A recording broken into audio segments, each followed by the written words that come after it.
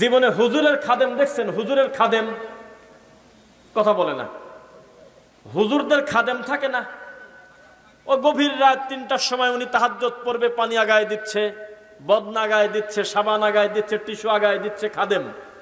কিন্তু একটা আশ্চর্য জাতি আমরা, মরা মানুষেরও খাদেম লাগে। এই দেশে মরা মানুষের খাদেম লাগে। লোকটা দুনিয়ায় নাই, মরে গেছে। বলুন তো তারা কারা? তারা হলো মাজারের খাদেম। একটা মাজারের সবচেয়ে বেশি সম্মানী, সবচাইতে বেশি জীবিত মানুষের ভিতরে যার ক্ষমতা, ও হলো মাজারের খাদেম। যে যেখান থেকে যাক মরা বাবার কাছে প্রথমে খাদেমের সাথে দেখা করে। এই খাদেম কার খাদেম? আপনারা আমাকে জবাব দেন, বলেন।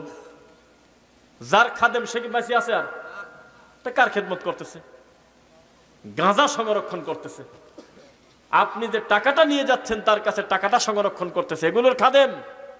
এক দরজা দিয়ে ঢুকতেছে টাকা, অন্য দরজা দিয়ে টাকা বের হয়ে যাচ্ছে। ওই শিবলিঙ্গে দুধ ঢালার মতো।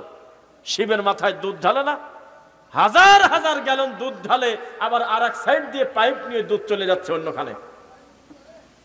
তো মাজারে দিচ্ছেন আপনি কষ্টের টাকা, কিন্তু এই টাকাটা ওই মাজারওয়ালা পাচ্ছে না, আর এক গেট দিয়ে চোর বাটপারেই আপনার কি বলে গাঁজাখররা খায় যাচ্ছে। জীবিত মানুষের খাদেম লাগার কথা, আর আমাদের দেশে মরা মানুষেরও খাদেম থাকে। এই যে কয়েকটা জিনিস শুরুতে বলতেছে, এগুলো উল্টা না? এক, আদম সন্তান ভুল হয়েই যাবে। কুল্লু বানি আদমা খাত্তা। মুহাম্মদ সাল্লাল্লাহু আলাইহি ওয়াসাল্লাম তার মুখ দিয়ে বলতেছেন, প্রত্যেক আদম সন্তানই পাপী, ইচ্ছা করে অনিচ্ছা করে ভুল আমাদের হয়েই যায়, ভুলকারী। ওয়া খায়রুল খাত্তাইনা তাওয়াবুন।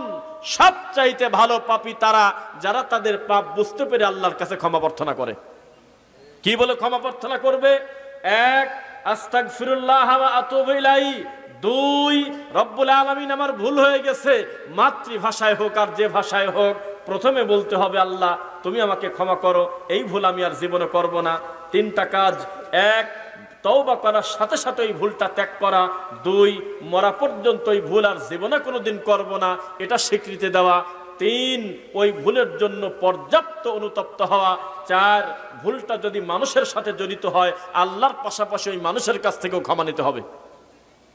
বোঝা কি যাচ্ছে আমার কথা? কয়টা বলছি বলেন তো? চারটা। বলেন তো প্রথমটা কি? আল্লাহর কাছে ইস্তেগফার করতে হবে। দুই, যেই ভুলের জন্য ইস্তেগফার করেছেন ওই ভুল মরা পর্যন্ত আর কোনোদিন করা যাবে না। তিন, অনুতপ্ত হতে হবে, প্রচুর পরিমাণে কান্নাকাটি করে প্রমাণ করতে হবে আপনার ওই কর্মটা ভুল ছিল, এখন আপনি যা সেটাই হলো আপনার আসল পরিচয়। চার, পাপটা যদি আল্লাহর সাথে জড়িত হয় তাহলে ৩ নাম্বারই শেষ। আর মানুষের সাথে যদি জড়িত হয় আলাদা করে মানুষের কাছ থেকে ক্ষমা নিতে হবে। বোঝা যাচ্ছে নাকি? কবে ক্ষমা নেবে আপনার হুজুর? হাজার হাজার লক্ষ শ্রোতার সামনে মিথ্যা গাল গল্প জাল হাদিস বলে প্রচার করে গিয়েছে, লোকটা মরেও গেছে, ক্ষমা চাওয়ার পর্যন্ত সুযোগ পায় নাই। তার বক্তব্যের মাধ্যমে হাজার হাজার মানুষ এই জাল হাদিস আমল করে মরে গেছে। কে কার কাছ থেকে ক্ষমা নেয়? কে কার কাছ থেকে ক্ষমা নেবে আপনি বলেন? এটা একটা উল্টা আশ্চর্য জাতি আমরা, যেই জাতির কাছে আল্লাহর তাওহীদের কোনো মূল্য নাই, শিরিকের বড় মূল্য। সুন্নাত ছেড়ে দিয়েছে, বিদাত করেছে গলার মালা, তখন আমাদের ঘাড়ের উপরে চেপেছে যত অশান্তি। বিদাত শিরকের পাশাপাশি সামাজিক জাহিলিয়াত আমাদের এমন ভাবে ঘিরে রেখেছে, আমাদের পাপ বাদ দিলে আর কিছু থাকে না। এটা হলো বাংলাদেশ।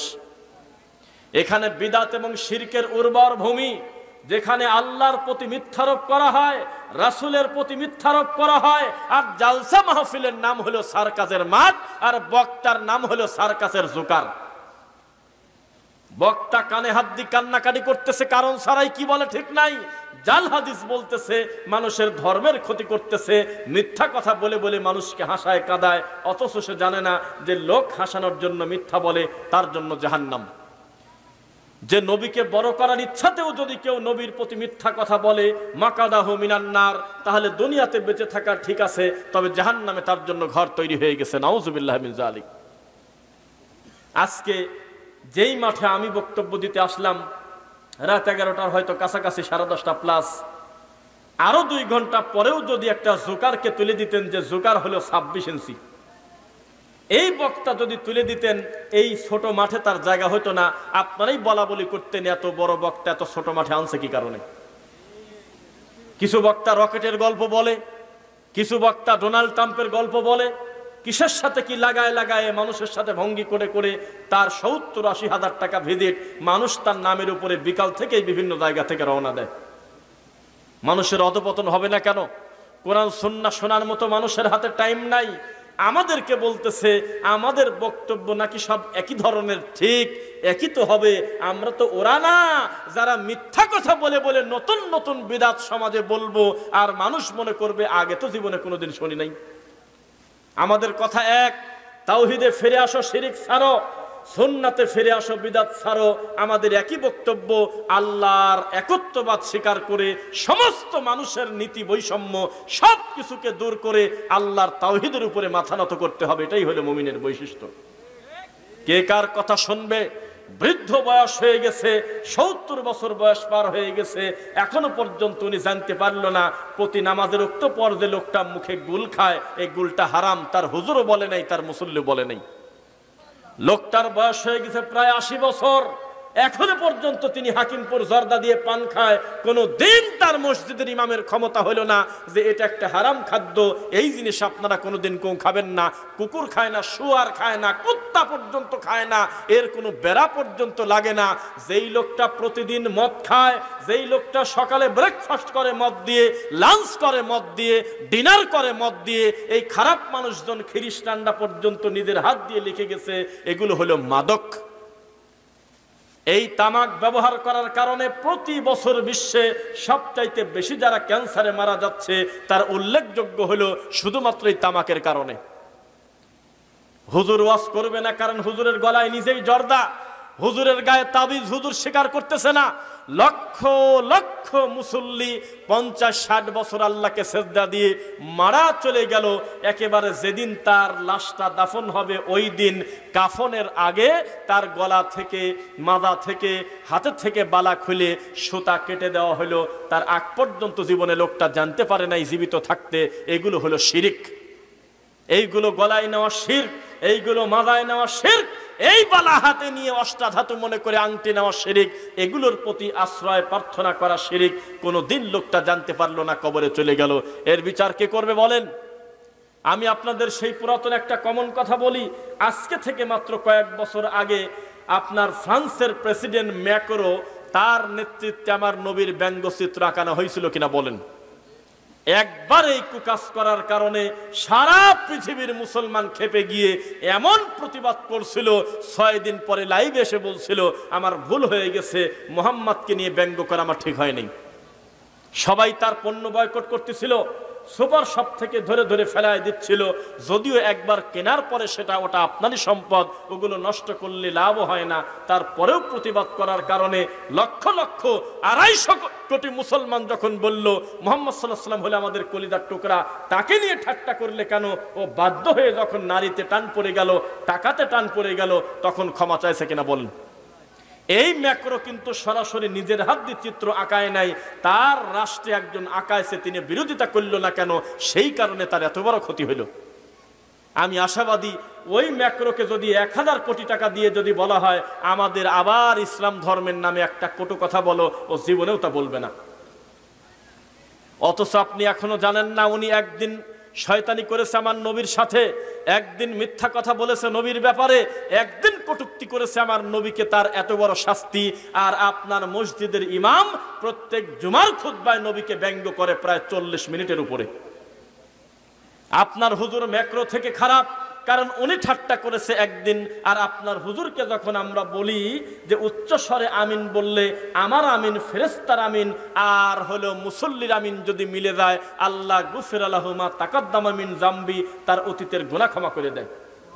তখন আপনার হুজুর সুবহানাল্লাহ বলা বাদ দিয়ে বলতেছে, আয় বেটা সৌদি আরবে যাচ্ছ কামলা দিতে, আমিন নিয়ে আসো, আবার ব্যঙ্গ করতেছে। আপনার হুজুর মিনিটে মিনিটে যে কর্ম করে তা ম্যাক্রো থেকে খারাপ। হুজুর জোরে আমিন বলার কারণে লক্ষ্মীপুরের ছেলেটাকে মারল কেন? জবাব চাই। হুজুর না মারুক, কিন্তু হুজুরের মুসল্লি মেরেছে। আজও পর্যন্ত আপনার হুজুর একবার মুখ দিয়ে বলল না রাসূলের সুন্নাহর বিরোধিতা তোমরা করলে কেন? নিরীহ ছেলেটাকে মারলে কোন অপরাধে? জবাব দাও। এই বৈঠক থেকে আল্লামা মামুনুল হক হাফিজাহুল্লাহকে বলতে চাই, আপনার বজ্র কণ্ঠ আমরা আবার শুনতে চাই, আপনার বলিষ্ঠ কণ্ঠে আবার বক্তব্য শুনতে চাই। আপনি বলেছিলেন এই স্বাধীন দেশে কেউ যদি অমুসলিমদের প্রতিও জুলুম করে, মন্দিরে হামলা করে, আমরা মুসলমান তার খবর করে দেব, তাকে আমরা ছাড়ব না।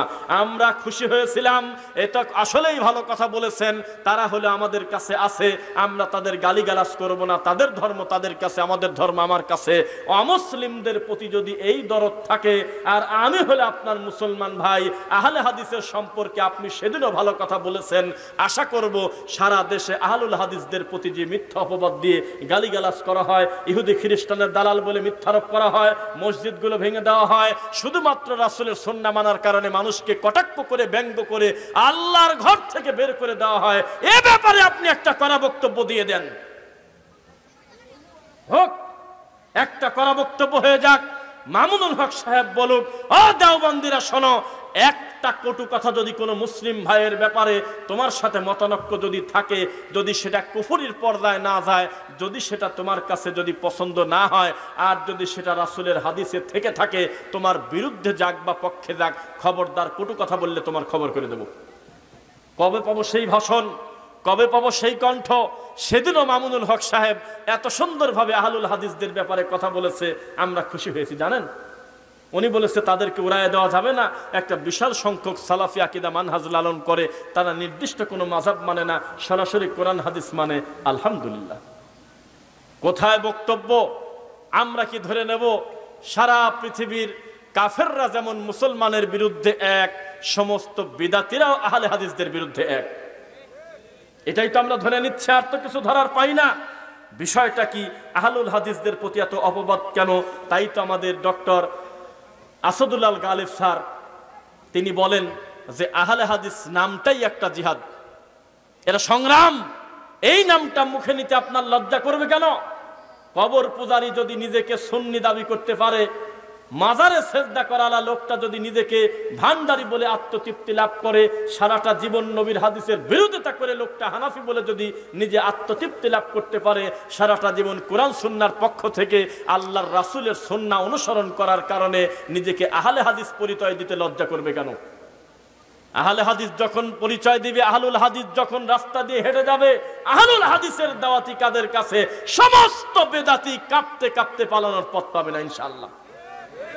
আহলুল হাদিস নাম নিতে লজ্জা করতেছেন কেন আপনি? আহলুল হাদিস একটা সংগ্রাম। একদিনে এই দেশে এইভাবে সুন্নাহ প্রতিষ্ঠিত হয় নাই।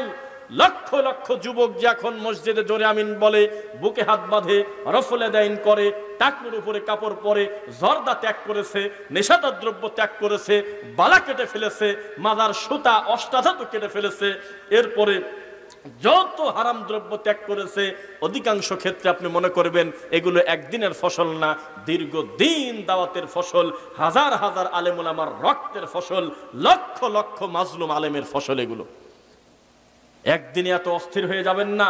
সাবধান করে বলে দিচ্ছি, খবরদার কোরআন সুন্নাহর বাইরে চলে আল্লাহর দিন নিয়ে আর কি ঠাট্টা করবেন না। ইনশাল্লাহ পড়েন। মুখে কত লোকের দাড়ি নাই, এই মঞ্চেই যদি বলি দাড়ি ছাড়া লোকের কি অভাব আছে? কিন্তু আমি এখন যদি টান দিয়ে নিয়ে সেই মানুষের সামনে বলি আপনার মুখে দাড়ি নাই কেন, উনি আমাকে গালি দেবে না, উনি মুখে হাত দিয়ে বলবে দাড়িটা রাখা উচিত, শয়তানে ধরছে, উনি ঠাট্টা করবে না। এখন যদি আমি বলি ফজরের সালাত জামাতে পড়েন নাই কারা কারা, বা নামাজি পড়েন নাই মাগরিবের কারা, 2-4 জন বের হতে পারে কিনা বলেন? হয়তো কেবল একটা বিড়ি টানতেছিলেন, বিড়ি অর্ধেক একজনের কাছে দিয়ে চলে আসছেন, হতে পারে। ফজর কোথায়, জোহর কোথায়, মাগরিব কোথায়, হিসাব নাই। মাঝে মধ্যে জুমার নামাজে দেওয়া বলেন যে লাভবাইক, আমি বাইসে আছি, সিরিয়াল নাম্বার দিতে আসলাম। এরকম আছে কিনা আমাদের সমাজে? কিন্তু আমি এখন যদি একটা বেনামাজিকে এখানে ডেকে এনে বলি আপনি নামাজ পড়েন না, কাজটাকে ঠিক করলেন, উনি আমাকে মারবেও না, গালিও দেবে না, মাথাটা নিচের দিকে বলবে ভাই নামাজটা পড়া উচিত, আসলে শয়তান ধরছে তাই পড়তে পারি না। বিড়িখোরকে যদি বলি বিড়ি ছেড়ে দেন, বলবে আসলে ছাড়ার দরকার, আরে আস্তে আস্তে কমা দেবো না হুজুর, আগে অনেক খাতাম এখন কমে গেছে, বলে কিনা বলেন? কিন্তু আমি একজনকে বললাম শোনেন, জর্দা দিয়ে পান খাচ্ছেন কেন? তিনি বলতেছে পণ্ডিতি বন্ধ করে দাও, তোমার সাথে বড় বড় শাইখুল হাদিসরা জর্দা দিয়ে পান খায়, তুমি কে? দলিল পেয়ে গেছে। এত বড় একটা তামাক খাচ্ছে, মদ খাচ্ছে কিন্তু সেটাকে জায়েজ বানাচ্ছে বড় হুজুরকে দিয়ে। বলে দেশে তোমার সাথে বড় হুজুর কম নাই, এত বড় বড় হুজুর জর্দা খায় আর তুমি আমাকে নিয়ে পড়ে আসো। এখন যদি বলি বাবাজি কেবল আশহাদু আন্না মুহাম্মাদুর রাসূলুল্লাহ সাল্লাল্লাহু আলাইহি ওয়াসাল্লাম মুয়াজ্জিনের মুখে শোনার পরে আঙুলের মাথায় চুমা দিয়ে চোখ মুছে ফেললেন, এটা বিদাত, এটা রাসূল পদ্ধতি আমাদেরকে শেখায় নাই, সাহাবায়ে কেরাম এভাবে নবীর নাম শুনে চুমা দেয় নাই। উনি রাগ করে বলবে যে নবীর নাম শুনে চুমা খাবো তো তোর কি? বেনামাজিকে নামাজের দাওয়াত দিলে রেগে যায় না, একজন ঘুষখোরকে ঘুষ ছাড়তে বললে রেগে যায় না, বিড়িখোরকে বিড়ি ছাড়তে বললে রেগে যায় না, কিন্তু জর্দাখোরকে জর্দা ছাড়তে গেলে সে রেগে যায়। তাবিজওয়ালাকে যদি বলি যে তাবিজ ছেড়ে দেন, আল্লাহর প্রতি ভরসা করেন, এই তাবিজের ভিতরে লেখা আছে সূরা ইয়াসিনের একটা অঙ্ক, অথবা আছে সূরা ফাতিহা, অথবা আছে সূরা ইখলাস, অথবা আছে সূরা ফালাক, অথবা আছে সূরা নাস, আপনি এটা বন্ধ করে দেন, এই তাবিজটা খুলে ফেলেন। তখন সে বলতেছে এই তাবিজ খুললেই আমার বিপদ হবে। বোঝা যাচ্ছে না মনে হয়? মানে শয়তানি করছে তো করছে, আবার নজরবন্দি করে দিছে। তাবিজ দিয়ে বলতেছে মরা বাড়ি গেলে কিন্তু তাবিজ ফুটে যায়। কি জ্বালার জ্বালা বলেন! তাবিজ দিচ্ছে তো দিচ্ছে, আবার লিখে দিচ্ছে, লেখার শেষে বলতেছে 1005 টাকা। কয় 5 টাকা পরে দিলে হয় না, ওই 5 টাকাই আগে দাও, 1000 টাকা পরে দিও। এমন একটা মন্ত্র চক্কর দিয়ে মানুষকে জিম্মি করে রেখেছে। এইগুলো পাপ। যখন আমরা বলি যে পাপ আপনি ছেড়ে দেন, সহজে লোকটা ছাড়তে চায় না। কথা বোঝা যাচ্ছে কিনা? একটু সিরিয়ালে ভেঙে ভেঙে বলি যাতে অনেক কথাই আমরা বলতে পারি ইনশাআল্লাহ। সামাজিক জাহিলিয়াত কি পর্যায়ে পৌঁছে গেলে, সামাজিক জাহিলিয়াত কোন পর্যায়ে পৌঁছে গেলে, চলচ্চিত্র জগৎ আছেন আমাদের দেশে, মাননীয় প্রধান উপদেষ্টার কাছে আমাদের দাবি, আজকের এই রাজশাহী বাঘার মঞ্চ থেকে বলতেছি, এই চলচ্চিত্র একেবারে বন্ধ করে দেন। এই নাটক ফাটক চলচ্চিত্র পুরাটা একেবারে ভাঙিয়ে বন্ধ করে দিয়ে হাসপাতাল অথবা এতিমখানা বানায় দেন। এই জুকার নাচা এখন আর কেউ দেখে না, এই পাগল ছাগলের কাহিনী আর কেউ দেখে না। কে ডিগবাজি দিল, কে 12টা ডিম খালো, এই নোংরামি এখন মানুষ আর দেখে না। আগে ওই পুরা গ্রামের ভিতরে ছিলই হলো 2 বাড়ি 3 বাড়ি টিভি, মানুষ শয়তানের ধোকায় পড়ে সেই বাড়িতে যায় একটু দেখছে টিভি। এখন ঘরে ঘরে মোবাইল হয়ে গেছে, মানুষের ভালো কাজও সহজ হয়ে গেছে, পাপ কাজও সহজ হয়ে গেছে। গেছে কিনা? ওই সিনেমা ও ছাতা এমনি মানুষ দেখা বন্ধ করে দিয়েছে, হলে আর যায় না।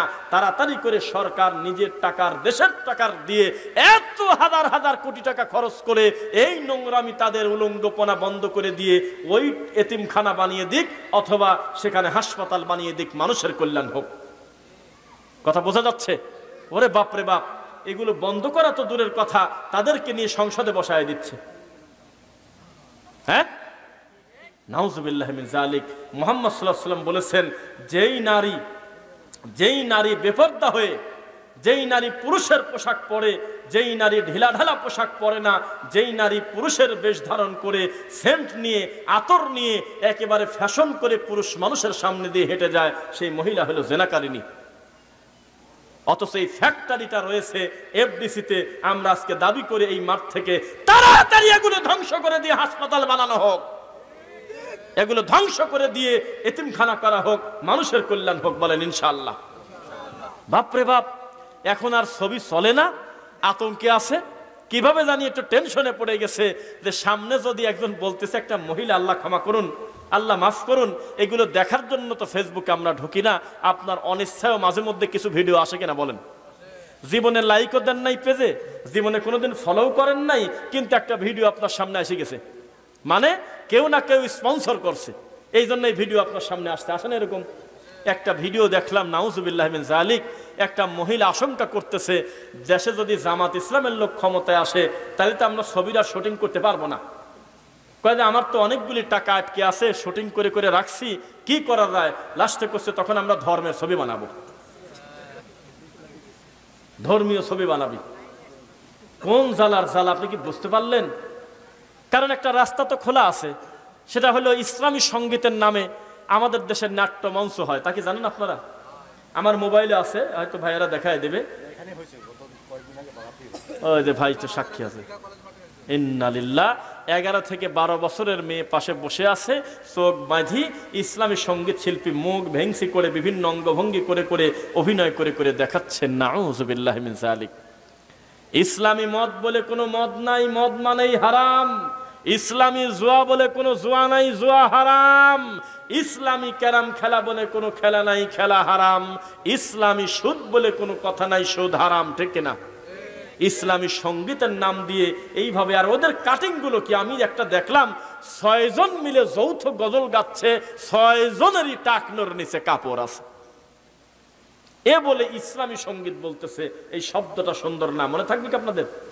এবার আসেন, আমাদের দেশে এমনও কিছু কোরআনে হাফেজ আছে সারা পৃথিবীর থেকে গোল্ড মেডেল পেয়ে আসছে আমাদের দেশে, আলহামদুলিল্লাহ। আল্লাহর কোরআন মাজিদের উপরে প্রায় এভারেজে কয়েক বছর টানা ফার্স্ট এবং সেকেন্ড আমাদের এই বাংলাদেশ, হয়তো বলেন আলহামদুলিল্লাহ। কিন্তু একটু দুঃখের আছে, ছেলেটা কোরআন পড়তে পারে সুন্দর করে, মিষ্টি কোরআন তেলাওয়াত শুনলে আত্মা ভরে যায়, এখনো মুসাফা করা শেখে নাই,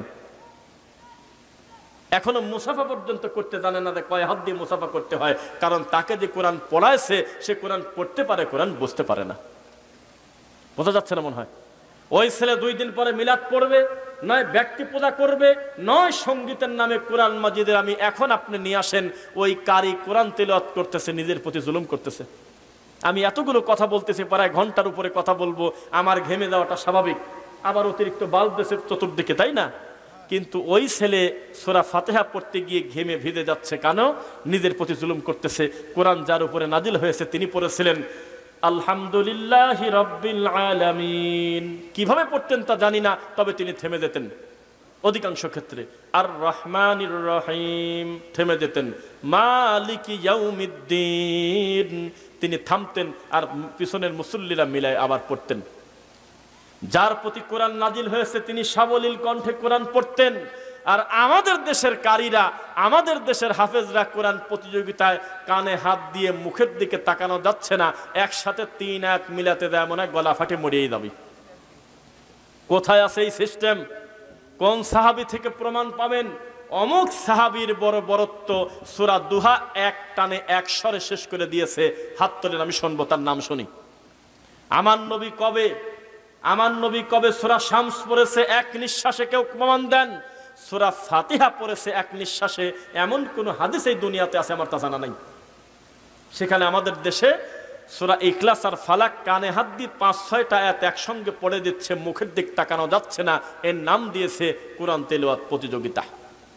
সেই লোকটাকে যদি বলেন যে ঈমান ভঙ্গের কারণ কি জানে না, কিভাবে ওযু করতে হয় জানে না, ওযুর পরে ঘাড়ে এইভাবে টান দিয়ে বলতেছে যে এইভাবে করলে নবী বলেছেন তোমাদের ঘাড়ের রগটা ভালো থাকে। কোথায় আছে এই কথা লেখা? এখনো পর্যন্ত ওযু শেখে নাই, মুসাফা করতেছে, এইভাবে তাকান আমার দিকে, বিশ্বজয়ী হাফেজ 2 হাত দিয়ে এইভাবে করে করে বুকে থাপড়াচ্ছে। এখনো পর্যন্ত হাত মিলানো জানে না, মুসাফা করতে জানে না, এটা একটা ইবাদত। সারা পৃথিবী থেকে গোল্ড মেডেল নিয়ে আসতেছে। আমাদের আফসোস ওই ছেলের প্রতি না, আমাদের আফসোস আহারে এত সুন্দর সোনার টুকরা মেধাবী ছেলেটা পড়ে আছে বেদাতির কোলের ভিতরে। বোঝা যাচ্ছে না? ও যদি একজন বিশুদ্ধ আকীদার আলেমের হাতে পড়তো, কোরআন এত সুন্দর করে পড়তে পারে, কোরআন বুঝার ব্যবস্থা আল্লাহর ইচ্ছায় তিনি করে দিতেন কিনা বলেন? বোঝা কি যাচ্ছে আপনাদের? সামাজিক জাহিলিয়াত এমন ভাবে চলে আসছে, আমরাও আসলে আমাদের কাছে কোনো কিছু আসল নাই। ওই যে ইসলামী জালসা প্রধান বক্তা উঠবে একটু পরে, তার আগ দিয়ে যে ছেলেটা গজল গাচ্ছে তার নামের আগে লেখা সারা বাংলায় আলোড়ন সৃষ্টিকারী ইসলামী সঙ্গীত জগতের উজ্জ্বল নক্ষত্র অমুক। সেই লোকটার মুখে দাড়ি নাই, মাথায় টুপি নাই, যাক না থাকলে টুপি, সেই লোকটার টাকনু ঢেকা কাপড়, সেই লোকটা মানুষের সামনে বলতেছে যে আমার যদি পাখা থাকতো আমি মদিনাতে উড়ে চলে যেতাম। কেন পাখা থাকলে মক্কা যেতে চাচ্ছ না কেন? যেখানে 1 রাকাত পড়লে 1 লক্ষ রাকাতের নেকি। মদিনা থেকে আমার নবী নিজেই পায়ে হেঁটে কষ্ট করে এসেছে মক্কাতে হজ করতে, কিন্তু বাঙালির কাছে মক্কার কোনো দাম নাই, মদিনার বড় দাম। তারপরে বলতেছে যে হে আল্লাহ, তোমার পাশে আমার জান্নাতে একটা ঘর বানা রাখো, তুমি আর আমি কাছাকাছি থাকবো। তারপরে বলতেছে হে মাওলা, আমি তোমাকে আকাশে খুঁজিলাম, বাতাসে খুঁজিলাম, তবুও তোমার দেখা পাইলাম না। হে নবী, তুমি আর আমারে কান্দাইও না। লোকজন বলতেছে বাহ, এই সমস্ত ভণ্ডামি কথা কোথায় পেয়েছেন? আকাশে খুঁজতে যাবে কেন? বাতাসে খুঁজতে যাবে কেন? পাহাড়ে খুঁজতে যাবে কেন? এইরকম দায়িত্ব তো তাকে দেওয়া হয় নাই। তাকে বলা হয়েছে নবীর প্রতি একবার দরুদ পড়ো সাল্লাল্লাহু আলাইহি আসার, তোমার প্রতি 10টা রহমত আল্লাহ দিয়ে দেবে। কিচ্ছু জানে না তাকে বানিয়ে দিয়েছে ইসলামী সঙ্গীতের মহাপরিচালক। শেষ পর্যন্ত গলার কণ্ঠ যেহেতু ভালো, তখন লোকজন বলল ওয়াজে তুলে দাও। ওয়াজ করতে করতে তার নামের আগে এখন লেখা থাকে মুফাসসিরে কোরআন আল্লামা। কমন কথা হয়ে যায়, তবুও বলি যেহেতু এই মাঠে আমি কোনোদিন আসি নাই, এই কথা শুনলে মুরব্বীরা এখন মনে করবে ভিতরটা আগুন জ্বলবে আর গায়ের লোম দাঁড়িয়ে দেওয়ার কথা। এত নোংরা মানুষ আমাদের এই দেশে আছে যে তার দাড়ি হলো কালো, তো কালো দাড়ি তার সাদা করা যাচ্ছে না, আল্লাহ দেয় নাই, বয়স কেবল 30 বছর, তখন দাড়িতে ময়দা নেছে, ময়দা নিয়ে মুরব্বী সাজছে। মুরব্বী সেজে মুখ ভ্যাং ভ্যাং করে কথা বলে, আর একজন এসে তাকে ডাকতেছে ও দাদু। তখন এই ছেলে বলতেছে কি হয়েছে রে নাতি, এভাবে অভিনয় করতেছে, একে অন্যের সাথে শয়তানি করতেছে। তার নামের আগে আমাদের বাঙালি লোক লেখে আল্লামা।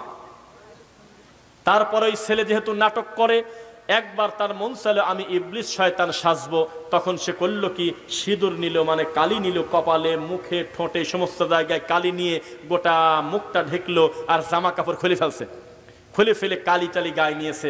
আমি যদি মিথ্যা বলি, এতগুলো মিডিয়ার সামনে আমি এত বড় পাগল আমি হই নাই যে কালকে আমার এই ভিডিও নিয়ে ওরা শয়তানি করবে, সারা দেশের লোক বলবে এই মিথ্যা কথা বলছে। আমি রকেট বাবা না, আমি সত্য জানি, তদন্ত করেই আমি কথাটা বললাম। তখন এই মুখে টুখে কালি নিল একটা ছেলে, কালি নিয়ে মোবাইল কানে নিয়ে বলতেছে এ সালমান নাকি, সৌদি সালমান তুমি? সৌদি আরবে বলে ফোন দিয়েছে, বলে শুনলাম ইবলিস নাকি এখন আর বাংলাদেশে নাই, তোমার কাছে বলে চলে গেছে। ভিতরটায় রক্তক্ষরণ হইলো। এ কত বড় মানুষ, কত বড় পশু, কত বড় কুলাঙ্গার, কত বড় খারাপ। এই নোংরা ছেলেটার নামের আগে বর্তমানে লেখা থাকে আল্লামা। আমার ধারণা 50,000 টাকার নিচে মনে হয় না, আল্লাহ তুমি ভালো জানো। এই হলো আমাদের দেশ। যে যত ধর্মের নামে ফাজলামো করবে, শয়তানি করবে, তার বিচার হওয়া বাদ দিয়ে, জবাবদিহিতা করা বাদ দিয়ে তাকে আমরা টাইনে চাঁদে তুলে ঢেলাই। বোঝা যাচ্ছে কিনা বলেন? এইভাবে ধর্মীয় জাহিলিয়াত, সামাজিক জাহিলিয়াত আমাদের প্রতি এমন ভাবে অভিশপ্ত হয়েছে। আমাদের আল্লামারা হলো আপনার নয় আপনার গাঁজা খায়, মানে হলো তামাক খায়, আর নয়তো তাবিদের ব্যাপারী, তাদের ভিজিট বেশি আমাদের এই সমাজে। আল্লাহ হেদায়েত দিক, বলুন আমিন। এবার আসেন, আমি আপনার এই গ্রামের মসজিদের নাম কি? কয়জন সামনে আছেন তা আমি জানি না, তবে আমি যতটা সময় বক্তব্য দেব আমি একটু ফাঁকি দেব না ইনশাআল্লাহ। কি মসজিদের নাম কি? আলাইপুর জামে মসজিদের ইমাম যদি ভুল করে কোনো, সেই ভুলটা এলাকা ভিত্তিকে থাকলো না, ওনারকে দেখা গেল রাজশাহীর সবাই চেনেও না, বোঝেন না কথা। আর আমি যদি ভুল করি, তাহলে হাজার হাজার মানুষের কাছে এই ভুলটা প্রচার হবে কিনা? মিজানুর রহমান আজহারি সাহেব যদি কোনো জাল হাদিস বলে, তাকে কি হবে? কিসের লাখ, বলেন যে কোটি কোটি মানুষের কাছে পৌঁছে যাবে। দেখেন, উনি একটা পোস্ট দিয়েছে শুধু যে আমি দেশে আসতেছি না, দেশে আসছে, ও আসার পরে লেখছে আমি আসছি, এই কথাটুকু লিখে দিয়েছে আলহামদুলিল্লাহ বলে। তা আমি দেখলাম 2 লাখ লোক শেয়ার করছে, মনে হয় একদিনও লাগে নাই, 2 লক্ষ লোক শেয়ার করলো। 1 লক্ষের উপরে লোক খালি কমেন্ট করছে, 1 মিলিয়ন লোক লাইক দিয়েছে। তাহলে কি পরিমাণ জনপ্রিয় একটা মানুষ হতে পারে। তিনি ইউটিউব চ্যানেল খুলছে, একটা ভিডিও দেয় নাই, লাখ লাখ লোক সাবস্ক্রাইব করে ফেলছে। মিথ্যা বলতেছি আমি?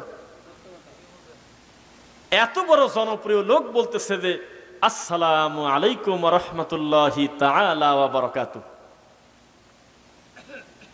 কি বলছে বলেন তো? রহমতুল্লাহি তাআলা। তাআলা কি পাইছেন আপনারা? আমরা জানি সালামের বাক্য আসসালামু আলাইকুম, অথবা আসসালামু আলাইকুম ওয়া রাহমাতুল্লাহ, অথবা আসসালামু আলাইকুম ওয়া রাহমাতুল্লাহি ওয়া বারাকাতুহু। মাঝখানে তাআলা ঢুকলো কিভাবে? আপনার মসজিদের ইমাম ভুল করলে শুধু তার আর তার মুসল্লির ভিতরে থাকতো। এই মানুষটা এত বেশি জনপ্রিয় এবং তার খেদমত নাই, এ কথা বললে আমি মিথ্যুক। তার অনেক খেদমত আছে, কিন্তু এই যে 2-1টা জাল হাদিস প্রচার করার কারণে, ভুল বলার কারণে তাকে ফলো করার মতো কোটি কোটি অনুসারী তো বহু দূরের কথা, অন্তত বক্তারাই আছে প্রায় হাজার হাজার। ওই বক্তা আবার দেখি যে জালসার মঞ্চে আমি নিজে দেখছি, তারাও সালাম দিচ্ছে আসসালামু আলাইকুম ওয়া রাহমাতুল্লাহি তাআলা ওয়া বারাকাতুহু। তখন আমি বলেছিলাম বগুড়ার জালসায় যে রাহমাতুল্লাহি তাআলা এটা বলা যাবে না। এই কথা বলার পরে আমার ওই ভিডিওটা ভাইরাল হয়ে গেছে কিভাবে আমি জানি না। 11,000 লোক কমেন্ট করছে, 10,500 লোকই প্রায় লিখতেছে তুই কাফের, তুই খ্রিস্টান, তুই এত বড় হুজুরের ভুল ধরিস, তুই জানিস সে মিশর আল আজহার বিশ্ববিদ্যালয়ে পড়ছে, কন্ত জ্বালা। কি যন্ত্রণায় পড়লাম বলেন। তিনি মাতৃভাষায় খুতবা দিয়েছে মালয়েশিয়াতে, আমাদের মনটা ভরে গেছে। ইংলিশে তিনি খুতবা দিচ্ছে, কারণ খুতবা নির্দিষ্টভাবে আরবিতেই দিতে হবে এ কথা নবী বলে নাই। খুতবা মানে ওয়াজ, খুতবা মানে বক্তব্য, খুতবা মানে ভাষণ, যেই ভাষণের মাধ্যমে মুসল্লিরা সংশোধন হবে, ঠিক কিনা? কিন্তু এই দেশে এসে তিনি এই সত্য কথাটা যদি মুখ দিয়ে বলে দিত, আমি মিজানুর রহমান আজহারি বলছি, তোমরা মাতৃভাষায় খুতবা দাও, যাতে ইমামের কথাগুলো তার মুসল্লিরা বুঝতে পারে, 5টা ভুল সংশোধন হয়ে যায়। আর খুতবা হবে 2টা, জীবনেও নবী 3টা খুতবা কোনোদিন দেয় নাই, সাহাবীরা দেয় নাই, তোমরাও 2টা খুতবা দিতে। আহারে, এটা গালিগালাজ না, হিংসা না, তার প্রতি আমাদের ভালোবাসা, আমাদের দাবি। উনি যদি মুখ দিয়ে কথাটা খালি লিখেও দিত, ফেসবুকে যদি কলম দিয়ে, লক্ষ লক্ষ মানুষের সংশোধন হয়ে যাওয়ার সুযোগ ছিল কিনা? কিন্তু আমি এত কথা বলতেছি, আমার সামনে আপনারা কয়টা লোক বসে আছেন বলেন? এই জন্য বড় মানুষের মাঝে মধ্যে নাম ধরে বলতে হয়, যাতে আপনারা ধোকায় পড়ে না যান। একটা মিষ্টি মুফতির নাম বলবো। কি মুফতি? তিনি খুব বর্তমান খুব ডিমান্ডেবল, মানুষের কাছে পছন্দনীয়। তিনি আরবি জানেন না, কথা আমি বলবো না, এত সুন্দর আরবি বোঝেন, আরবি হাদিসও মুখ দিয়ে বলে। তার নাম মুফতি আরিফ বিন হাবিব। আছে মিসরি সুরি বলে অনেকে, আরিফ বিন হাবিব। এত সুন্দর তার গলার কণ্ঠ, ইনসাফ করে কথা বলতে হবে, এত সুন্দর তিনি হাদিসের জ্ঞান রাখেন, কোন জীবনেও আমি অস্বীকার করব না। এই লোক খোলা মাঠে হাজারো জনতার সামনে বলতেছে, নামাজ যদি কাজা হয় প্রতি ওয়াক্তের জন্য 100 কেজি করে গম দিয়ে দিও, আর 5 ওয়াক্ত দিও না, 6 ওয়াক্ত দিও। কে আর এক ওয়াক্ত আবার কিভাবে ডেলিভারি হলো? কয়েকদের বেতের সহ দিও, 100 কেজি করে আটা অথবা গম। এ মেড ইন চায়নার হাদিস, এটা তো মদিনার হাদিস না, এটা তো মক্কা মদিনাতে আসে নাই। এই কথা জান্নাতি মানুষ এই আমল করে নাই। মুহাম্মদ সাল্লাল্লাহু আলাইহি ওয়াসাল্লাম বলেছেন, তোমরা অতীতের ভুলের ব্যাপারে বলো, আল্লাহ আমার ভুল হয়েছে, ক্ষমা চাই, আল্লাহ ক্ষমা করবেন। অনুতপ্ত হও, আল্লাহ ক্ষমা করবেন। ওই ভুল আর জীবনে করো না, আল্লাহ ক্ষমা করবেন। শুধু ক্ষমা করবে না, ইউবাদদিলুল্লাহু সাইয়্যাতিহিম হাসানাত, তোমার অতীতের ভুলগুলো আল্লাহ নেকি দিয়ে পরিবর্তন করে দেবে। কিন্তু 100 কেজি গম, 1 কেজি করে আটা, 100 কেজি করে আটা, এই জ্বালা যন্ত্রণা যদি আপনি মানুষের মাথায় ঢুকায় দেন মিথ্যা কথা, তাহলে আমি যদি ভুল না করি, এই আলাইপুরে এমনও সামর্থ্যবান লোক আছে, এমনও সম্পদশালী আছে, তার 14 গোষ্ঠীর নামাজের 100 কেজি আটা একবারে দিয়ে দিবেন পারে, যে নামাজে অত কাদা গেছে, সব 100 কেজি আটা আকারে কবরে ডেলিভারি দিয়ে দাও। নাউজুবিল্লাহ পড়েন। একটা জাল হাদিস বড় ক্ষতি করে। গ্রামগঞ্জে কত ইমাম কত মিথ্যা কথা বলে, ওগুলো আমরা শুনতে পারি না, কারণ মিডিয়া তাদের কাছে যায় না, তাদের কথাগুলো আমাদের কাছে পৌঁছে না। জাহেলিয়াত প্রচার করলেও লোকটা গ্রামের ভিতরেই করতেছে। কিন্তু সেলিব্রিটি বক্তা যখন বলে, আমি ডোনাল্ড ট্রাম্পের কথা, ডোনাল্ড ট্রাম্পের নাম আমি হাদিসে খুঁজে পাইছি, তখন আমাদের লজ্জায় নাক কাটা। ডোনাল্ড ট্রাম্প শুনছেন নাম? বর্তমান তিনি কে? হ্যাঁ, আমেরিকার প্রেসিডেন্ট। এই লোকটার নাম বলে হাদিসে খুঁজে পাইছে আমাদের একটা হুজুর, কোরআনেও বলে আছে। কন্ত জালার কথা। তারপরে বলতেছে রানী এলিজাবেথের কথা বলে নবী বলে গেছে, এটা বলে নবীর বংশ। এই সব নোংরামি একেবারে খুব ঠান্ডা মাথায় হাজার হাজার শ্রোতাকে বলায় নিচ্ছে। আমার খালি একটা আফসোস, আমার বাম পাশ থেকে, আমার ডান পাশ থেকে যে কোনো একটা ভাইকে তো বলা উচিত ছিল, হুজুর দাঁড়ান দাঁড়ান, হুজুর রাগ করবেন না, হুজুর আপনার ভালো কথাকে ভালো বলেই মানলাম, কিন্তু ডোনাল্ড ট্রাম্পের নামটা হাদিসে আছে, এটা পাইলেন কোন জায়গা?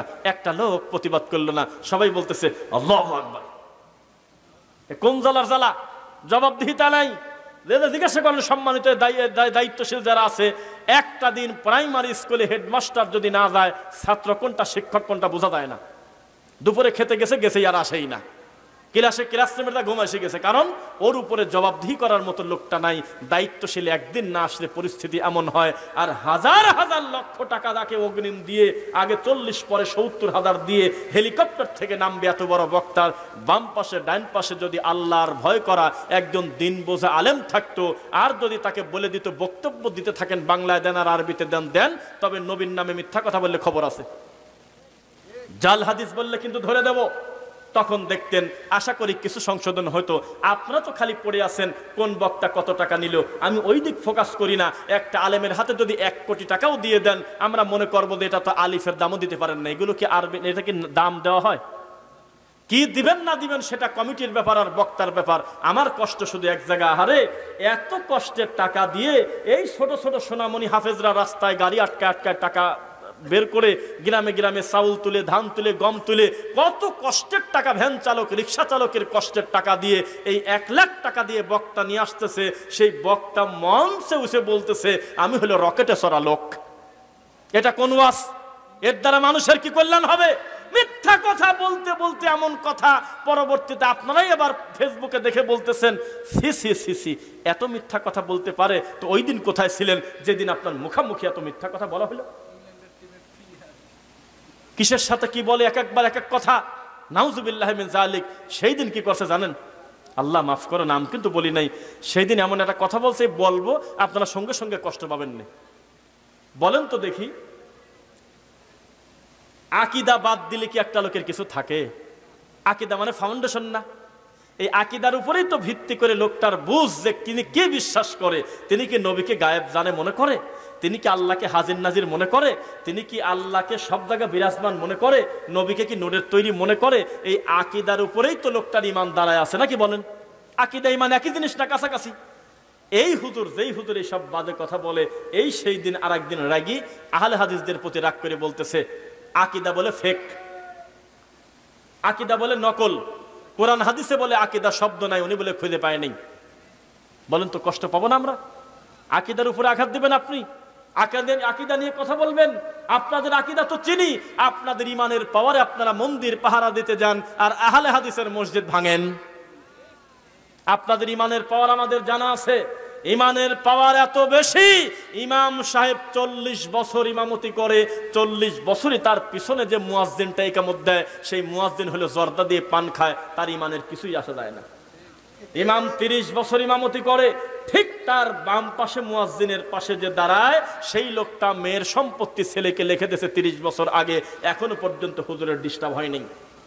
ইমাম সাহেব 30 বছর ইমামতি করে আলাইপুর গ্রামে, কত লোক সুদ খায়, আবার মসজিদে আগের কাতারে নামাজ পড়ে, কোনো দিন তিনি ডিস্টার্ব ফিল করলো না। এ বাবাজি, নামাজে আসেন ঠিক আছে, সুদটা ছেড়ে দেন, তোমার ইমানের এত পাওয়ার, তুমি দাঁতে কামড় দিয়ে পড়ে আসো, মিলাদে দাওয়াত দিলেই যা মোনাজাত ধরি হু হু করে খালি কাঁদে। এত বড় ধৈর্যশীল ইমাম, যার প্রশংসা হয় মোড়ে মোড়ে, বাঘাতে গিয়ে, রাস্তারঘাট গিয়ে, বিভিন্ন জায়গায় গিয়ে, যে আমাদের একটা হুজুর আছে, মনের মতো হুজুর পাইছি। আজ 30 বছর ইমামতি করতেছে, একেবারে ঠান্ডা নরম, একেবারে মাটির দিক টাকা হাঁটে। এত বড় নিরীহ ইমাম খালি একদিনে রাগি গেছিল, যেই দিন তার পিছনে বারান্দা থেকে একটা মুসল্লি সলাতে আস্তে করে একটু শব্দ করছিল গায়রিল মাগদুবি আলাইহিম ওয়ালাদ-দাল্লিন বলার পরে আমিন, আর মুসল্লি আর ইমামের সহ্য হচ্ছে না। এত বড় ঠান্ডা হুজুর বলতেছে তুই ইহুদির দালাল, তুই ওয়াহাবি, তুই খ্রিস্টান, তুই আমেরিকার দালাল, তুই মনে হয় আমেরিকা থেকে টাকা পাস। এইটা হলো আমাদের দেশের হুজুরের মুখের ভাষা।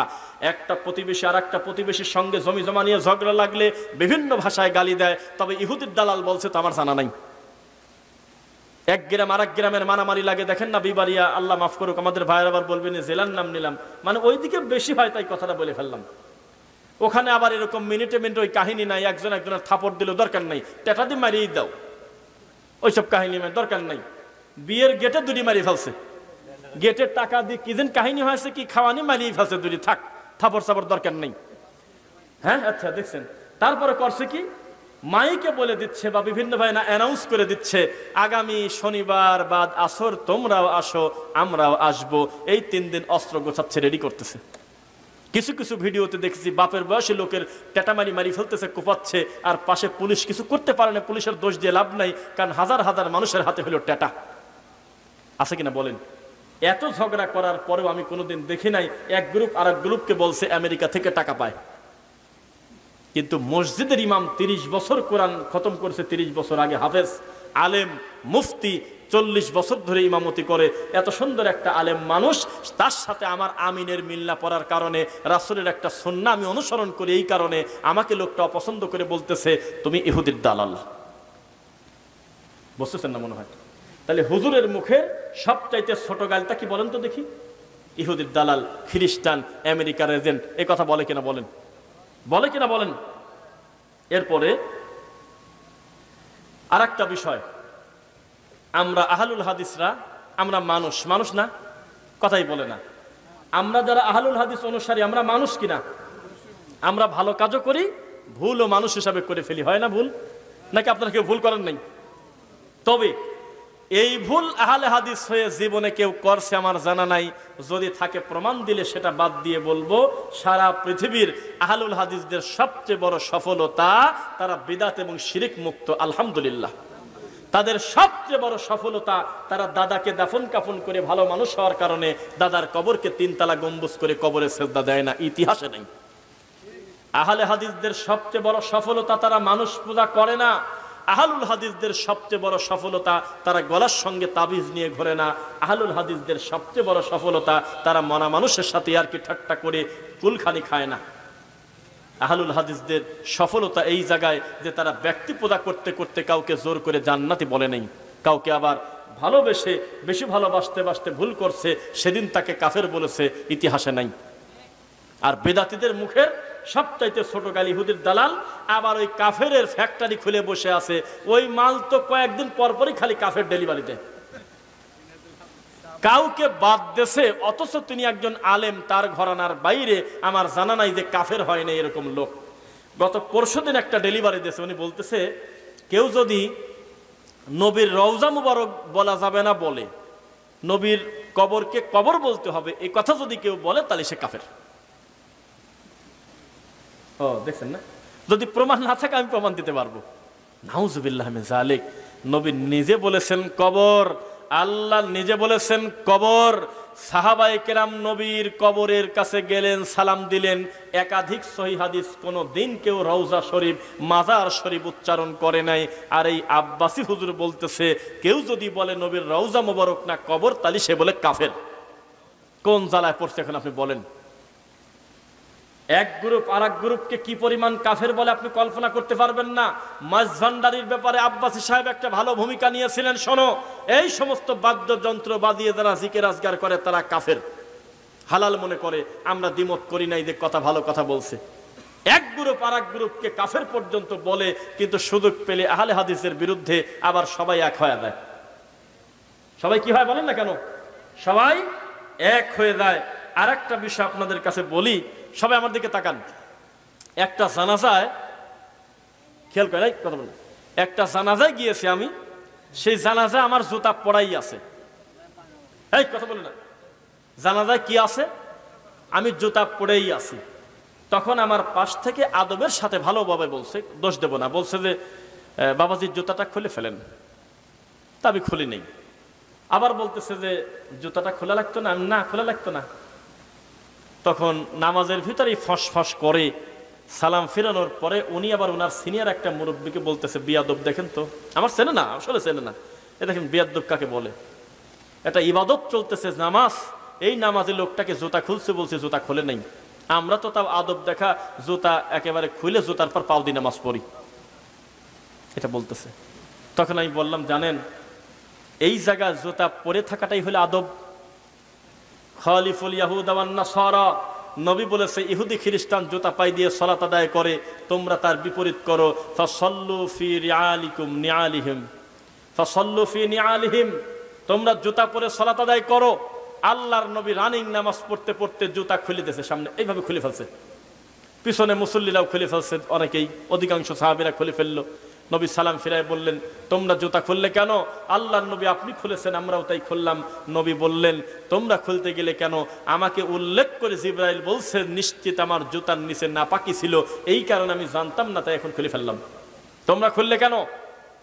আল্লাহর নবীর ঘরে, মসজিদে নববীতে, আল্লাহর কাবা ঘরে জুতা পাই দিয়ে সালাত চলে, নবী সাল্লাল্লাহু আলাইহি ওয়াসাল্লামের চলে। আর আমাদের দেশে খোলেই তো না, আবার জুতার উপরে পাও দেয়। আর কন্ত জ্বালা, আরে ভিতরে পাও দিলি কি আর উপরে পাও দিলি কি? জুতা তো তুই নিচেই রাখছিস, বোঝা যাচ্ছে। দুই, জুতাতে যদি কোনো ছোটখাটো ময়লা নাপাকি লাগেও দীর্ঘ সময় হাঁটাহাঁটি করলে সে নাপাকি থাকে না। মুতাহির, মাটি একটা পবিত্রকারী জিনিস, ঘষাঘষি করতে করতে তা থাকে না। তিন, কেউ যদি নিশ্চিত হয় যে নাপাকি আছে ধুয়ে ফেলবে, সেটা ভিন্ন কথা। তবে ইহুদি খ্রিস্টান জুতা খুলে ফেলতো, অতিভক্তি করতে গিয়ে তারা বিরোধিতা করত। নবী বলেছেন সাল্লু ফি নিআলিহিম, তোমরা জুতা পায়ে দিয়ে সালাত পড়ো। যদি এখন টাইলসের মসজিদ, এখন তার এই সুযোগ নাই, আমার কথা বুঝতেছেন? নাই, তাহলে কি করা যায়? সৌদি আরবে এখনো কিছু মসজিদ আছে পরিষ্কার জুতা ভিতরে রেখে দেয়, এই সুন্নাহটা মাঝে মধ্যে যাতে আমল করা যায়, বোঝা যাচ্ছে না? ধুলা মলিন হয়ে নবী সাল্লাল্লাহু আলাইহি ওয়াসাল্লাম সাহাবীরা সেজদা দিতেন, জুতা পাই দিয়ে চলে যেতেন, জুতায় বালু লাগলে আর কি হয়। আর আমাদের দেশে বিয়াদব পর্যন্ত বলতেছে জুতা খুলে নেই। জানাজা সালাত তো বহু দূরের কথা, ফরজ সালাতেও যদি কেউ জুতা পরে সালাত আদায় করে আর জুতায় যদি নাপাকি না থাকে, আল্লাহর ঘরের হক নষ্ট না হয়, কোনো অসুবিধা নেই। বোঝা যাচ্ছে কি আপনাদের? আমরা আদবকে বলি বেয়াদব, বেয়াদবকে বলি আদব। পৃথিবীর শ্রেষ্ঠ মানুষ মুহাম্মদ সাল্লাল্লাহু আলাইহি ওয়াসাল্লামের কবরকে আমরা মরা পর্যন্ত কবরই বলবো ইনশাআল্লাহ, কোনো দিন আমরা মাজার বলবো না। তো ল্যাংটা ফকির তো বহু দূরের কথা। বোঝা যাচ্ছে? ইনশাআল্লাহ পড়েন, আমরা খুব বেশি কথা বলবো না, ইনশাআল্লাহ আমরা শেষ করে দেব। এইবার আমাদের দেশে মাদানি ডেলিভারি হয় এই দেশে, জানেন আপনি? প্রকৃত মাদানি হলে মদিনা বিশ্ববিদ্যালয় থেকে পড়াশোনা করার পর যোগ্য হয়ে দেশে এসে দাওয়াতি কাজ করতেছে, সালাফি আকীদা মানহাজ প্রচার করতেছে, তারা হলে যোগ্য মাদানি। কি মাদানি? এটা আশ্চর্য জাতি আমরা, এত খারাপ যে এখন আবার ঢাকার মাদানী নগরেও মাদানি ডেলিভারি হয়। নামের পরে লেখছে মাদানি, তো বলা হলো তুমি আবার কোথাকার মাদানি, মদিনায় গেছো না? কিভাবে মাদানি হইলে? কয়েকদের ঢাকার মাদানী নগরে পড়ছি আমি। কি জ্বালা বলেন তো। কুষ্টিয়াতে আমি একটা জায়গায় গেছি, এই তারা কিন্তু শুনবে, একটা বাজারের নাম আছে লন্ডন বাজার, জানেন নাকি? হ্যাঁ আছে না, লন্ডন বাজার। ভাই দেখছো না, লন্ডন বাজার বা লন্ডন গ্রাম। তো ওই গ্রামের লোকজন যায় কি এক জায়গায় পরিচয় দেবে যে আমি লন্ডনই? এটা কি সম্ভব? কত ধরনের মানে এই মানুষজন, এই ফেক মাদানি আমাদের দেশে পাওয়া যায়। এই লোকটা ধর্মকে কিভাবে ব্যঙ্গ করবে, এটা খুব নিয়মের কথা।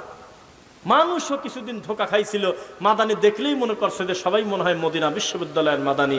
পরবর্তীতে তদন্ত করে দেখা গেল এই দেশে বসেও কিছু ভণ্ড নামের শেষে মাদানি নাম ব্যবহার করে। আছে কিনা বলেন? আছে।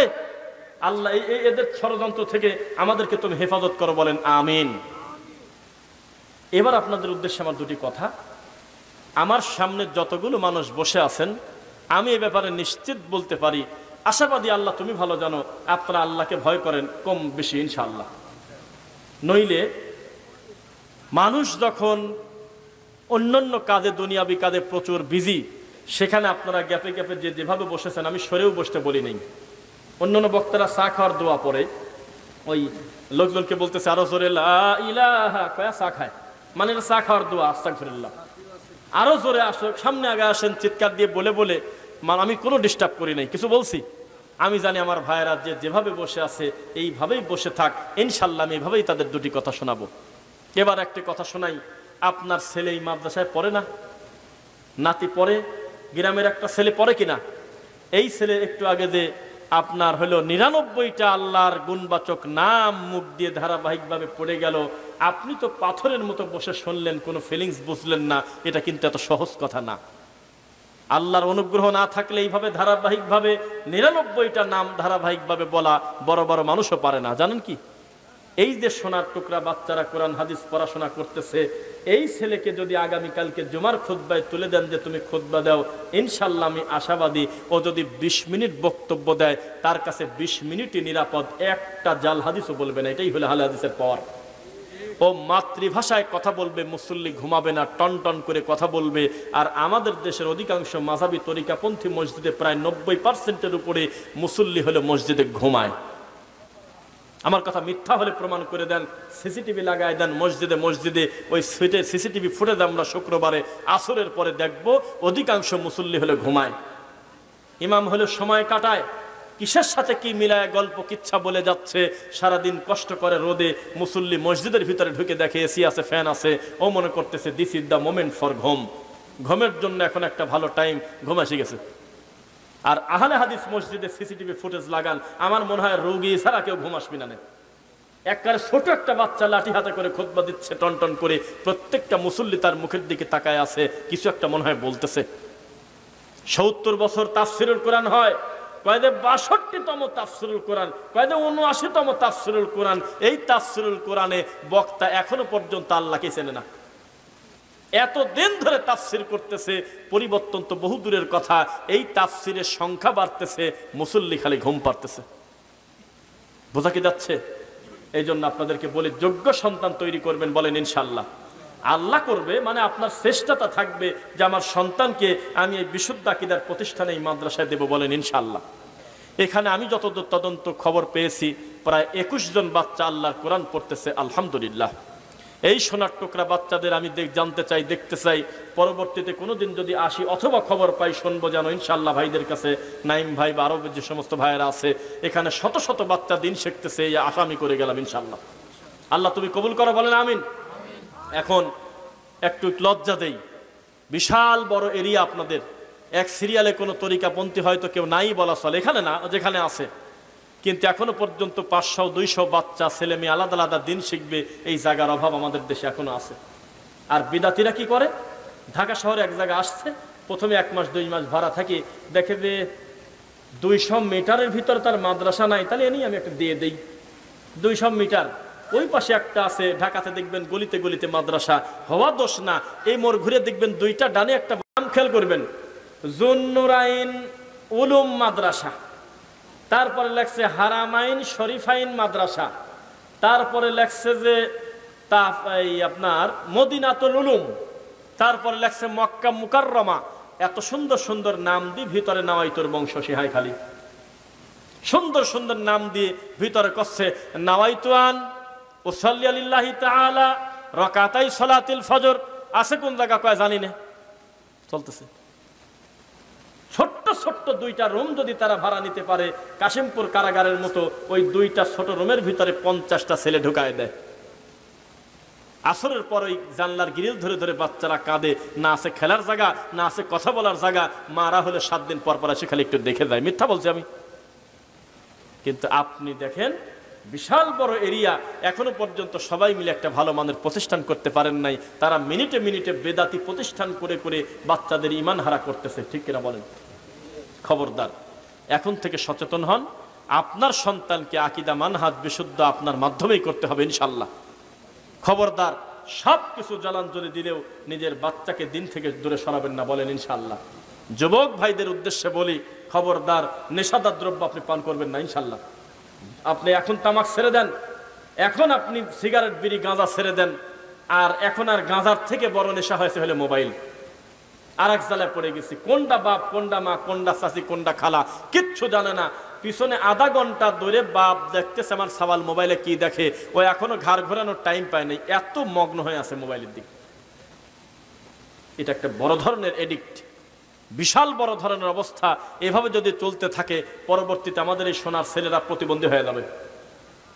চোখ কানা, কিছুই বোঝে না, চোখে দেখে না, 2টা 3টা 4টা নাই, কম্বল নড়াচড়া করে, কেন ঘুম আসবে কোন সময়, দেখে যে গেম খেলতেছে। এই তো আমাদের অবস্থা। দিন দিন অধপতন কোথায়, যে তরিকারই হোক না কেন, মোবাইলের নেশা কিন্তু কম বেশি আমাদের সবার আছে, আছে কিনা? আর এই মিডিয়া মোবাইল, এর আমি একটা নাম দিছি, নামটা শুনবেন নাকি? এর নাম দিছি হলো গ্লাস। কি নাম দিছি আমি? মিডিয়া মোবাইল হলো গ্লাস। এই গ্লাসে আপনি মধু ঢেলেও খেতে পারবেন, পবিত্র পানিও খেতে পারবেন, আবার মদও খেতে পারবেন, নিষেধ আছে। এখন এই মোবাইলের ভিতরেই কিন্তু কোরআন রাখা যায়, এই মোবাইলের ভিতরেই কিন্তু আমার রাসূলের অন্তত 10, 20, 30 হাজার হাদিস রাখা যায়, জানেন আপনি? এই মোবাইলের ভিতরেই যে কোনো আলেমের নাম লিখলে তার ভালো ভালো বক্তব্য পাওয়া যায়, যায় কিনা? আবার এই মোবাইলেও আবার ল্যাংটা মেয়ে লিখলে ল্যাংটা মেয়ে চলে আসে, আসে কিনা?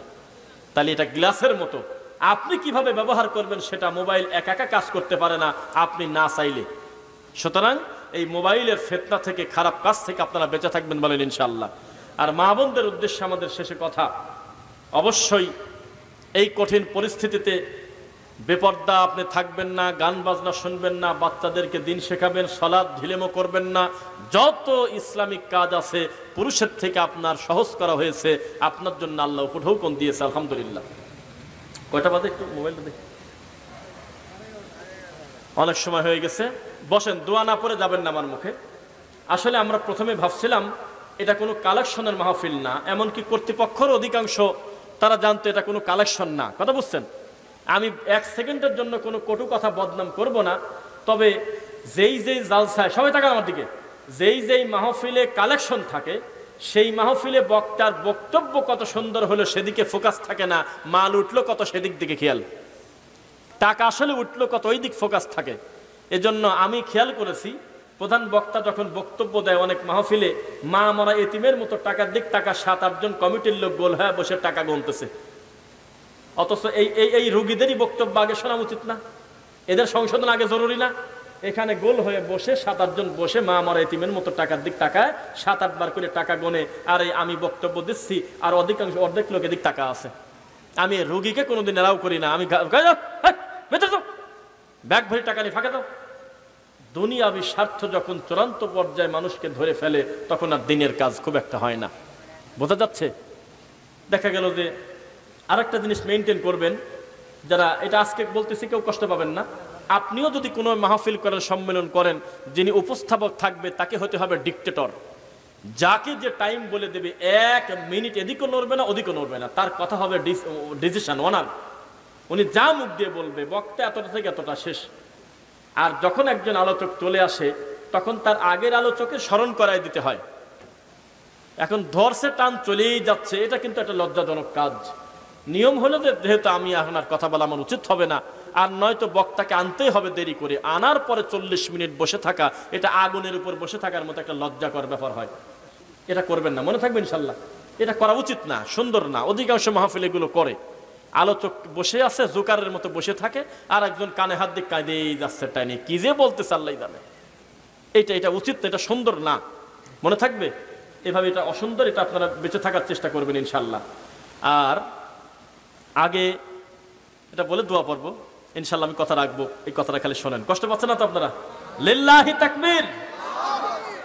আগে ওই উত্তরপালা একটা বক্তা ওয়াজ করে চলে গেছে 10 দিন আগে, দক্ষিণ পাড়া ওয়াজ করতে গেছে আবার 10-15 দিন পরে। একটু দূরে হওয়ার কারণে এই গ্রামের লোক এখনো জানতেই পারলো না একই বক্তা ওখানে আসছে। আর এখন আমাকে দাওয়াত দেওয়ার আগে নারী ভুরি কিন্তু একবার বের করে ফেলছেন, ইউটিউবে খালি নাম লেখার সাথে সাথে আমার সব বের হয়ে আসে। এখন কিন্তু আর ফাঁকি দেওয়া যায় না। এমনি কিন্তু একটা বক্তাকে হুট করে কেউ দাওয়াত দেয় না, দেয় কি? যে কোনো বক্তাকে আনার আগে গ্রামের মুরব্বীরাও কয় যে কার আনবা, তারকে মোবাইলে একটু ওয়াজ পাওয়া যাবে না, একটু দেখাও তো দেখি, একটু শুনি, বলে না? তো বক্তাকে যে বিল বাজেট করা হয় সে টাকা কিন্তু আগেই উঠে গেছে। এই পোস্টারটা দেখে ভালো লাগছে, যতগুলো প্রোগ্রাম করছি আজকেই দেখতেছি অতিথির সংখ্যা কম। একটা জায়গায় অতিথি দেখছি হলো কত, দেখেন জানো ভাই, 251 জন। 251 জন হলো অতিথি। তো পরে আমরা বললাম যে এটার হাকিকত কি, এর মারেফতটা কি? তোকে মারেফত হলে ও মূল্য বাঁচলো তা আমার দেখার কথা নাই, সর্বনিম্ন 500 নিচে তার দেবে না। তার মানে 2-5 লাখ টাকা আমাদের আগেই তোলা শেষ। ওই নাম আগে দেই, পরে আমরা বলি যে দেখো তোমার নাম কিন্তু দিয়ে দিছি, তখন ও চোখ খোলা দেয়, অন্তত 1000 টাকা দেয়। তো এই কাম আমরা আগেই করে ফেলছি, এই জন্য আজকে খালি ওয়াজ করে দেন, যা তোলার তা তুলে ফেলছি, এটা হলো স্বভাব। এই জন্য আমাদের একজন মাদানী আলেম উনি লেখছে যে আলোচকের নাম খুঁজে পাওয়া যায় না, কিন্তু অতিথির নাম থাকে বড় বড় মোটা অঙ্কে লেখা। আজকে তার ব্যতিক্রম। আল্লাহ আলোচক এবং গ্রামবাসীকে তুমি দিনের জন্য কবুল করো। আল্লাহ আমরা মানুষ, আমাদের ভুলভ্রান্তি আছে, আমাদের তুমি ক্ষমা করো। আল্লাহ আল্লাহ সমস্ত বিদাত মুক্ত সুন্নাতে আমল করার তৌফিক দাও। তাওহিদ একদম নিয়ে, শিরিক মুক্ত তাওহিদ ঈমান নিয়ে আমাদের কবরে যাওয়ার তৌফিক দাও। আজকের এই মাহফিলটা যাদের টাকা দিয়ে, বুদ্ধি দিয়ে, শ্রম দিয়ে, মেধা দিয়ে, যেভাবে যারা করেছে, কষ্ট করেছে, আল্লাহ তুমি সকলকে উত্তম বিনিময় দাও। আমাকে কেউ শেখায় দেয় নাই, আমি একটা সুন্নাহ পালনের চেষ্টা করব। আমি চাইব আমার সোনামণিরা প্রত্যেক ভাইদের কাছে যাবে, 1 থেকে 2 মিনিট হয়তো সময় লাগবে, দেশ শেষ হবে তখন আমি সবাই একসাথে দোয়া পড়ে চলে যাব। মজলিসের শেষে আপনারা কিছু সাদাকা করে দেন। পরিমাণটা বড় কথা না, তাকওয়াটা আল্লাহর কাছে বড় কথা। সবাই বৈঠকে সাদাকা আপনি করবেন, উপস্থিত যাই আছে। পরিমাণ বলবো না বা মারহাবাও দেবো না, দিল 20 কয় জান্নাতে 20। আমার সামনে বললে আমি ধাক্কা দিয়ে ফেলা দেবো। কারণ আল্লাহর এই কথা বলা যায়? নাউজুবিল্লাহ। অবশ্যই মানুষকে উৎসাহিত করবেন, প্রকাশ্যে দান করা বৈধ, যাতে আরেক ভাই উৎসাহ পায়, কিন্তু বাড়াবাড়ি করা যাবে না। বোঝা যাচ্ছে? জি, সবাই দাও, সোনামণিটা দাও। এই যে যারা আপনাদের কাছে যাচ্ছে এরাই কিন্তু আজকের সবচেয়ে বড় মেহমান। সবচেয়ে বড় মেহমান হলে আমাদের এই কোরআনের ছাত্ররা। আল্লাহ তুমি তাদের কবুল করো, বলেন আমিন। সবাই যাও। এরপরে আমরা সবাই আমাদের দায়িত্ব